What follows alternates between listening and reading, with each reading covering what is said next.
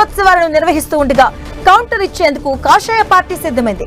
ఇందులో భాగంగా భారీ బహిరంగ సభను నిర్వహించబోతుంది బీజేపీ. కాంగ్రెస్ ప్రభుత్వం ఏడాది పాలన వైఫల్యాలను వివరించేందుకు ఇవాళ హైదరాబాద్ లోని సరూర్ నగర్ స్టేడియంలో బహిరంగ సభకు అంతా సిద్ధం చేసింది. బీజేపీ జాతీయ అధ్యక్షుడు జేపీ నడ్డా ఈ సభకు ముఖ్య అతిథిగా హాజరు కాబోతున్నారు.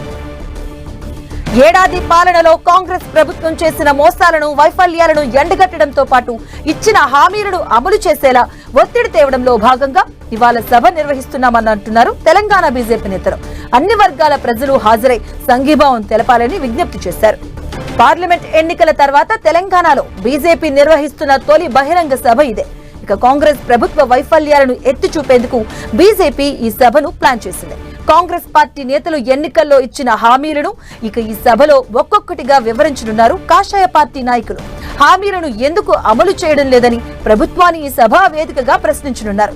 ఇప్పటికే సభ ఏర్పాట్లను ఎంపీ ఈటెల రాజేందర్ ఇతర బీజేపీ నేతలతో కలిసి పరిశీలించారు.